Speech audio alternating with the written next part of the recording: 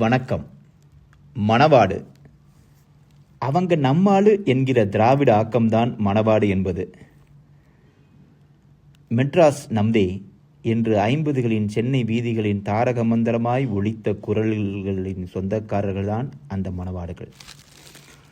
மணவாடுகள் என்பது யாரை குறிக்கும்? அறுத்து கொலை செய்யாமல் விதைத்து கொலை செய்பவர்கள். கொலை என்பது அறுப்பது மட்டுமல்ல, விதைப்பது என்பதை கண்டுபிடித்தவர்கள். அவர்கள் விதைத்தது என்னென்ன? ஓர் உதாரணம். கரிசல் காட்டு நாயகன் கீரா என்று அறியப்படுகிற ராஜநாராயணன் சாகித்ய அகாடமி விருது பெற்றவர். தமிழர்கள் அனைவரும் கொண்டாடி தீர்த்தவர். தன்னுடைய கோபாலபுரம் நாவலில் எப்படி மணவாடுகள் தமிழகம் வந்தனர், வென்றனர், நிலை பெற்றனர் என்று தெளிவாக அனைவரும் புரியும்படி புகழ்ச்சி உரை எழுதியிருப்பார். ஆங்காங்கே தன்னுடைய மணவாடு பாசத்தையும் தெளித்திருப்பார். தமிழ் பூர்வகுடிகளை கழுவேற்றுவதே தற்காப்பு என்பார், களவாணிகள் என்பார். தமிழ் குடி வெறுப்பை தகவமைத்து விதைத்து கொள்வார்கள். ஏதும் அறியாத தமிழினம் அவரை கொண்டாடி தீர்த்தோம். ஆனால் அதில் உள்ள அரசியலை புரிந்து கொண்டால்தான் மணவாடுகள் யார் என்பதை நாம் புரிந்து கொள்ள முடியும். ஓர் உண்மையை மறைக்க அதை உண்மையென்று உரைப்பார்கள். உண்மையை உண்மை என்று தானே உரைக்க முடியும். ஆனால் பிறகு அதில் ஒரு சிறிய பொய்யை கலப்பார்கள். பிற்பாடு பொய்யை பொய்யென்று அவர்களே கண்டுபிடிப்பார்கள்.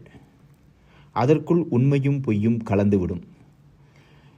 பிறகு நம்மிடம் உண்மையையும் பொய்யென்று பொய்யுரைப்பார்கள். நாம் தான் உண்மையையும் பொய்யென்று நம்பி, பொய்யையும் பொய்யென்று நம்பி, உண்மையையும் பொய்யென்று நம்புவோம். ஒரே ஒரு உதாரணம். சிவகங்கை சீமையின் வேலுநாச்சியார் உண்மை. இழந்த தன் சீமையை மீட்டெடுத்தார் என்பதும் உண்மை. மருதருவர் என்பதும் உண்மை. மருதருவர் துணை கொண்டு சீமையை மீட்டார் என்பதும் உண்மை. இந்த உண்மை அனைவருக்கும் தெரிந்த உண்மை. ஆனால் மணவாடுகள் குயிலி என்கிற ஒரே ஒரு பொய்யை அதில் சொருகுவார்கள், கதை பின்னுவார்கள். நாம் வேலுநாச்சியார், மருதருவர், குயிலி அனைவரும் உண்மையென்று நம்புவோம். நாம் தான் நம்ப பிறந்தவர்களாயிற்றே. பின் அவர்களே குயிலி பொய்யென்று கண்டுபிடிப்பார்கள். அதற்கு சில நூற்றாண்டுகள் கூட எடுத்துக்கொள்வார்கள். அதற்குள் சில நூற்றாண்டுகள் கழிந்துவிடும். நாம் குயிலி பொய்யென்றால் வேலுநாச்சியாரும் பொய், மருதருவரும் பொய் என்று ஒற்றுக்கொள்வோம். நாம் தான் எதையும் நம்புவோமே. நாம் தான் எதையும் தொலைப்பொருளாயிற்றே. நம் வரலாற்றையும் இனப்பெருமையும் அனைத்தையும் தொலைப்பொருளாயிற்றே. ஆனால் தேடினால் கண்டுபிடிக்கலாம் மணவாடுகளின் ராஜதந்திரத்தை. எதையும் தேடினால் கண்டுபிடிக்கலாம். ஆனால் முதலில் தொலைக்க வேண்டுமே. நாம் தான் நிறைய தொலைத்திருக்கிறோமே. அதனால் எளிதில் கண்டுபிடித்து விடலாம் மணவாடுகளின் கள்ளத்தனத்தை. மருதையின் இறுதி அரசி யார் என்று தெரியுமா?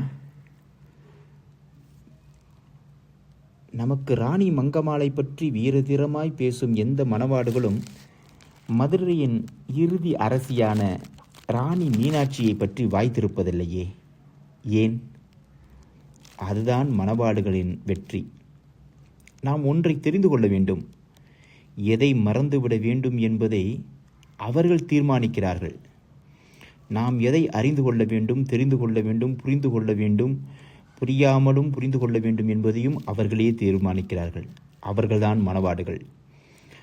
ஆற்காடு நவாபின் கைகூலி சந்தா சாஹிப்பிடம் சிறைப்பட்டு சிண்டாமண்ணாமாக்கப்பட்ட மதுரை மீனாட்சி தான் மதுரையின் இறுதி அரசி. ஆனால் மணவாடுகள் ஏன் எவரும் அதை பற்றி வாய் திறப்புவதில்லை? அதுதான் நம்முடைய அறியாமை. நாம் விழித்து கொள்வோம், நாமும் விதைத்து கொள்வோம். நன்றி, வணக்கம்.